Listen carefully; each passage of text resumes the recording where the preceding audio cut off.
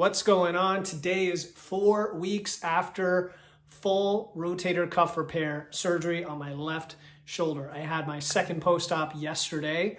And for those of you who are planning to go through this procedure or who have, the purpose of this video is to give you some of my experience as well as some strategies or tips as you go into the surgery and then as you recover. So one thing that I learned yesterday is that I only have to be in the sling for a couple more weeks.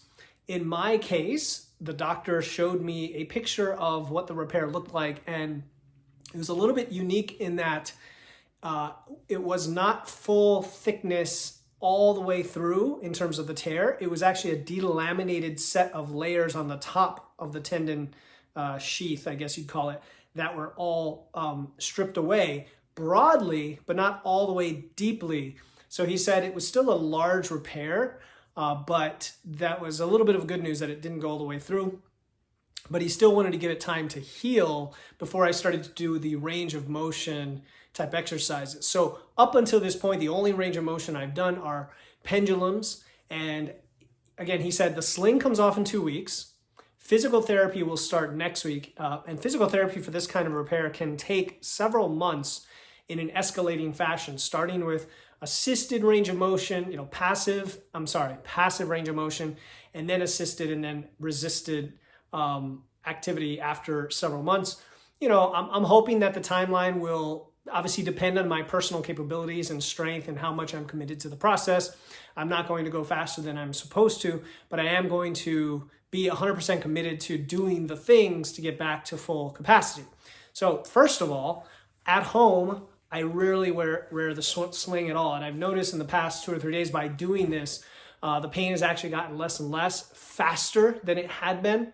Maybe that's a coincidence, but I think it's the fact that my rotator cuff is getting slightly more engaged now, and I've got the more range of motion happening. I'm able to do a little more scapular retraction and shrugging, and I can, almost come out a slight bit this way, and then I can really only go to about not quite 90 degrees here. So when I start physical therapy next week, my understanding is there will be all sorts of planes of motion that I'm going to work on for range out here, potentially up here, and then maybe out this way. We'll see what happens.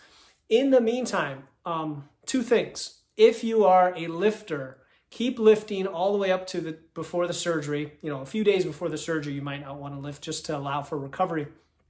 But I would keep everything really strong, whatever you can do. Obviously, if there's something injured, you're not going to work that out directly. But stay strong, and that will make the recovery easier. Then during recovery, about 2 weeks after the surgery, so this is 2 weeks ago, and this is my second week of doing this, I started to lift again with my other 3 limbs because I'm not in a chair unable to do anything, right? I'm able to walk, I'm able to lift with my right arm, I'm able to do stuff with my legs. So this is where you get very creative.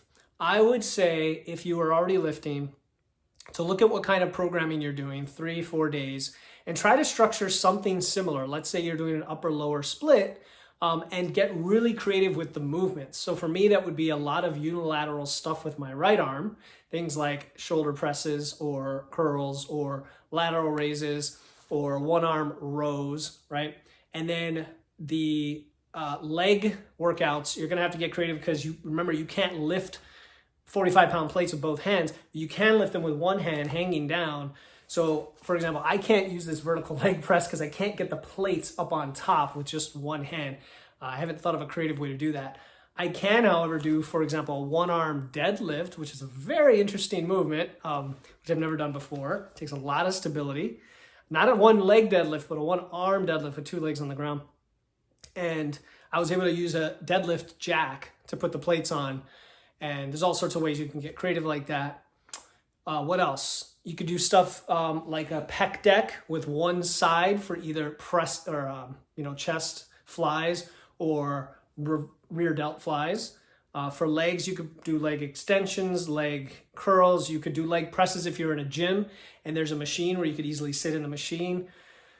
And yeah, I think that's about, I can do incline and probably at this point, because the pain is pretty low, flat bench presses.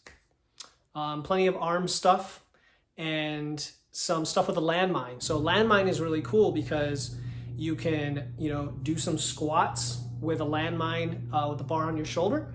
You could do some presses. There are a whole bunch of things you could do. So those are just a few creative ideas. I'm sure I can come up with a lot more. Definitely reach out to me below with your experience, or if you have questions or ideas, even for me, of like, hey, do this. One question is it even safe to do what I'm doing? And the answer is absolutely yes. And I've had this confirmed by my surgeon, what I'll call a conventional physical therapist, and then a physical therapist who's a little more forward thinking in terms of, getting back to lifting on a more reasonable time frame. That's the way I'm going to use it. Not too aggressive, but the right amount of aggressiveness, and not too conservatively. So yes, it's perfectly fine to use the rest of your body. And what is really cool about this, there's something called the cross training or cross training. What's the other word? I don't know. Cross something effect. And the idea is that by working out your other arm, it actually maintains some of the strength in the immobilized arm through the neuromuscular adaptation, through the neural connection with your brain.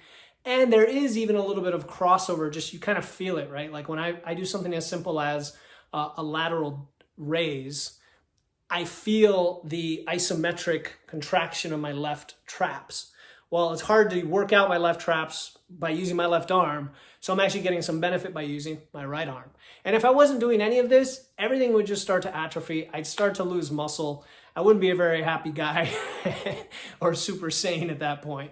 And I think it's a great thing. Now, if you've never lifted before, I don't necessarily think you want to start lifting weights with the rest of your body during recovery, although some light movement and walking is a great thing to do. Definitely get in those steps and keep moving, keep the blood flowing. All right, so this video is probably longer than I intended, but I wanted to share my experience at 4 weeks. The next update I'm going to send is probably in a few weeks after I start the physical therapy, and see what that's all about and see what the future holds. So staying positive, I think that's one of the best things you could do. It's the placebo effect and the positive psychology. If you're going through the experience, again, drop me a line below. If you have questions, thoughts, good vibes, I'm all for it. Reach out, and I hope you found this video helpful.